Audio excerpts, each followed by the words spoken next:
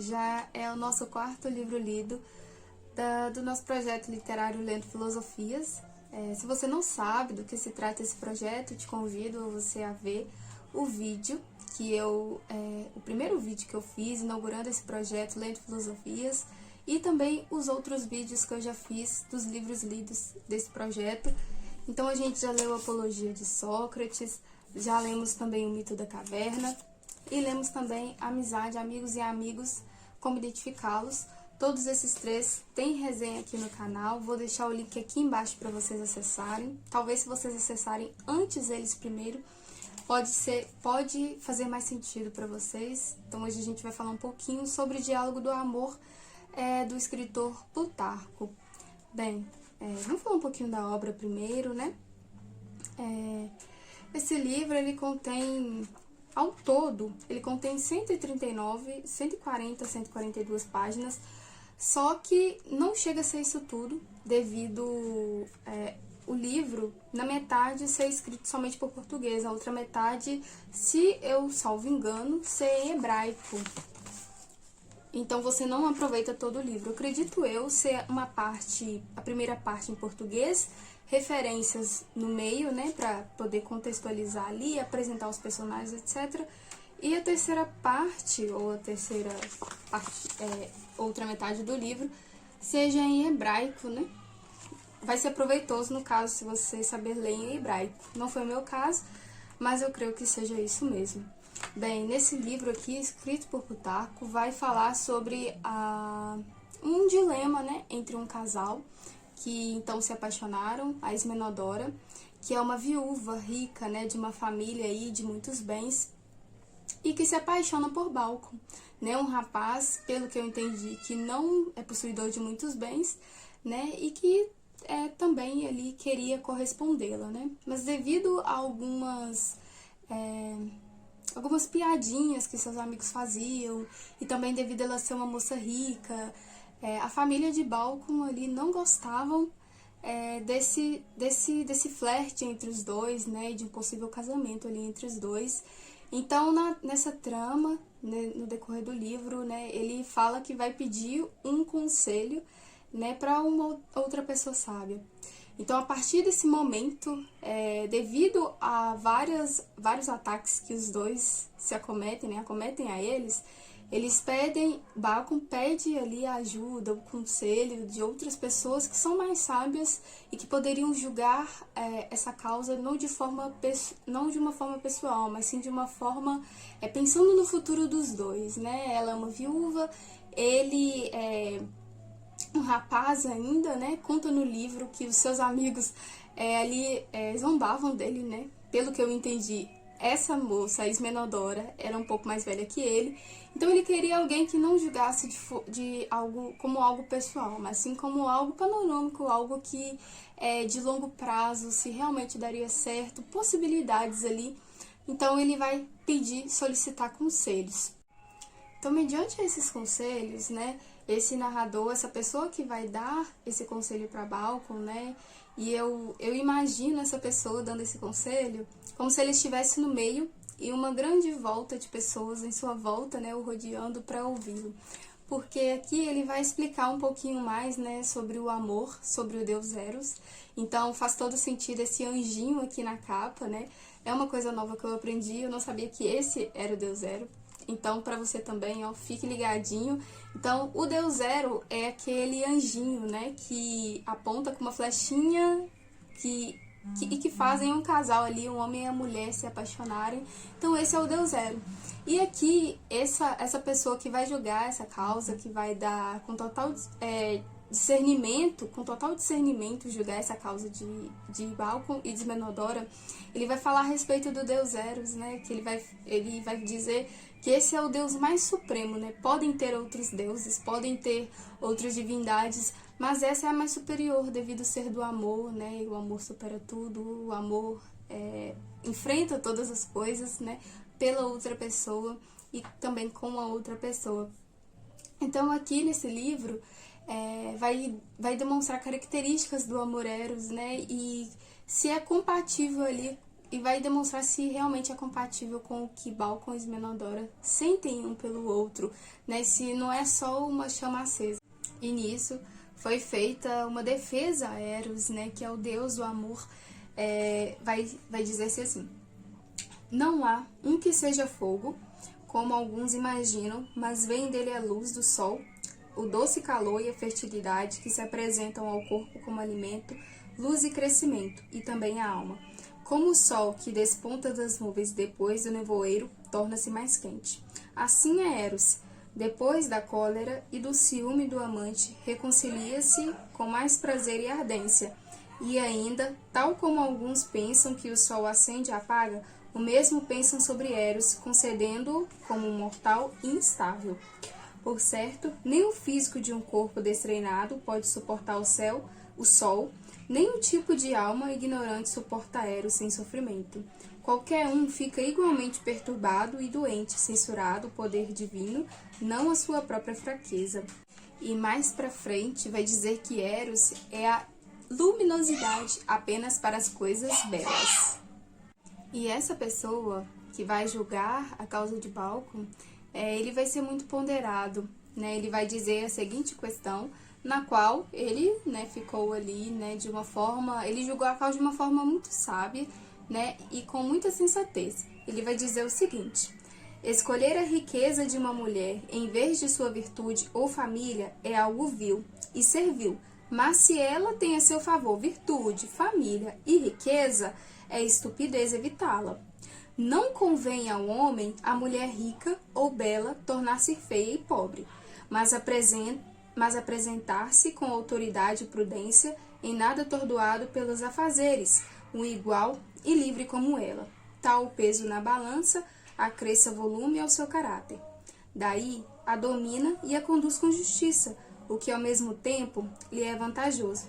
Certamente, a idade propícia de casar está na concordância da hora em que ela pode procriar e ele engendrar. E percebo que essa mulher está na maturidade, referindo-se a Esmenandora. E ele mais para frente vai dizer assim: se eles estão no momento favorável para se unirem, o que a impede de dedicar-se ao rapaz melhor do que qualquer outra jovem? Então, aqui ele vai quebrar, né, esse tal, talvez, um julgamento, né, que a família e amigos de Balcom talvez ali estivessem fazendo com ela, né, talvez não, né, fizeram para ela, né, esses tipos de julgamentos, zombavam dele.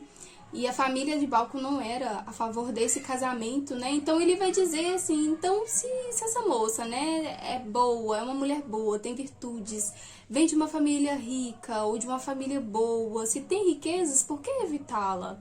Né? Se ela pode ser uma boa esposa para ele, se ela pode ser uma boa mãe, uma boa dona de casa, né, naquela época. Então, ele não viu o porquê de não prosseguir aí com esse casamento, né, deixar que os dois ali se aflorassem, né, no amor que eles tinham pelo outro, ou que possivelmente, né, poderiam se aflorar cada vez mais, esse amor, a convivência entre os dois, né, a de alegria dos dois poderem estar juntos. E Esmenandora, né, uma mulher aí já formada, né, que já tinha se casado, era uma viúva, ela estava mesmo determinada a conseguir Balcom e casar-se com ele. Em certo momento, vai ser relatado assim: Esmenandora, como parece, confiou que Balcom não era avesso ao casamento, mas que estava envergonhado pelos que tentavam dissuadi-lo. Decidiu que não renunciaria ao rapaz, né? Então ela viu que ele estava com uma vergonha, né, com o pé atrás ali de prosseguir no romance entre os dois, mas ela vendo que ele não era, né, contra o casamento dos dois, né, de ser correspondida ali do amor de Balcom, então ela pensou, eu vou lutar por esse rapaz até o fim, porque ele está sendo ali influenciado, né, manipulado pelos seus parentes, pelos seus amigos contra mim. Então ela decidiu firmemente, né, em não abandoná-lo. E mais pra frente a gente vai ver o que vai acontecer aqui. E vai ter uma hora aí que vai ser relatado que Esmenandora rouba Balcom, né? Não furtar os bens de Balcom nesse sentido, né? Não de roubar ali, né, seu ouro, sua prata, se caso ele tivesse, mas o roubou ele mesmo, né? E aqui levou ele para uma outra cidade, outro estado, algo do tipo. E depois ela teve que, para devolver Balcom aos seus familiares, às pessoas do seu convívio, ela chamou um de seus amigos, que eu me esqueci o nome, Amênonda, uma coisa assim, e para poder devolvê-lo de volta, né, ali pro seu lar, para sua família, para as pessoas com quem ele vivia. E quem no decorrer de todo o livro, que vai fazer esses julgamentos, né, julgamentos sábios, sóbrios ali, sãos e de boa fé, são os primos do próprio Balcom, né, que ele demandou por serem eles mais velhos. Então, os dois primos de Balcom que vai verificar a respeito dessa causa, né, não julgar de uma forma pessoal, mas julgar de uma forma longínqua para os dois, para Esmenandora e Balcom, são os primos Písias e Antemion. Então, eles ali deliberaram sobre esse assunto para melhor instruir o jovem Balcom. E assim, em todos os momentos, né, esses dois primos de Balcom vão relatar, né, a grandeza, né, do Deus Zero, né, vão exaltar bastante, e em um dado momento eles vão dizer assim, Eros é para nós belos reflexos das coisas belas, perecíveis, porém de imperecíveis, passíveis de impassíveis, sensíveis das divindades e das coisas inteligíveis, combinando figuras, cores e formas na hora de Benil. Possua luminosidade, mostra e move a memória segura, antes inflamada por essas coisas, né? Coisas que eles estavam ali conversando, né? Que estavam indo contra os pensamentos de Balcom naquele momento, né? A contrariedade ali entre os familiares. E aqui no livro deu para entender, né? Deu para pegar, assim, nos aperitivos da escrita, que o Plutarco, ele quis passar para o leitor que Eros, né, o deus do amor, ele é que não deixa aí a espécie humana morrer, né? Então, porque muitas pessoas se casam pelo amor, né? Se casam apaixonadas, amando as outras pessoas realmente, não pelos bens que possuem, ou não porque alguém indicou, mas sim porque ama, né? Sentiu que aquela pessoa é a pessoa certa para ela, né? Convivem bem, se dão bem. Então são esse tipo de sentimento que as pessoas sentem pela outra, né? Que faz com que a humanidade ainda sobreviva, né? Então o homem e a mulher se unem ali e tenham mais filhos, então a espécie nunca vai morrer, né? E aqui deixa muito claro que essa exaltação de Eros também é por conta disso, né? Dá a entender por conta do que nós sentimos, né? A exaltação a ele é por conta de que quando nós amamos, nós também nos sentimos bem, né? Nós nos sentimos mais agradáveis, mais felizes, né? Nós nos sentimos mais vigorosos, né? Para enfrentar as labutas do dia. E já no final do livro, né, vai relatar um acontecimento, né, que creio eu, se você já leu esse livro, por favor, me corrija aqui nos comentários, please, é que os dois se casam, né, Esmenandora e Balcom se casam. Isso ficou um pouco claro para mim no final do livro, né, quando o pai de Balcom chega para perto deles, né, perto daquela conversa, onde haviam pessoas conversando, e vai dizer a seguinte questão: não pronuncieis palavras de mau agouro. Ele disse: porque estão em um casamento? Irão rapidamente, visto que vos aguardam para o sacrifício? Todos se alegraram, e Zeuxipo perguntou se ainda havia algum problema. Antes, falou Diógenes, concordo com Esmenandora. Agora, de bom grado, porque pegou o alvo, manto e a coroa, é capaz de liderar a procissão da Ágora até o templo do Deus. Mas vamos, por Zeus, disse meu pai, vamos para que riamos com o esposo e reverenciemos o Deus, pois é evidente que ele se alegra e está presente, propício nesses acontecimentos. Então, falou em casamento, né? Falou que foi propício a essa conversa, a esse acontecimento. Então, eu penso, né, que seja aqui o casamento dos dois, né? Que foi o final do livro, né? Eu até anotei, é o casamento Inclusive eu procurei alguns sites, né, para poder explicar a respeito desse livro. Infelizmente eu não encontrei. Então, creio eu, chegando na minha conclusão, que sejam, né, depois, no final, depois dessa conversa, depois desses conselhos que Balcom pediu, né, então a família, né, e aqui é bem claro que o pai, né, a liderança paterna aqui de Balcom, tomou ali a liderança e disse vamos, né, e fez aí, celebraram esse casamento.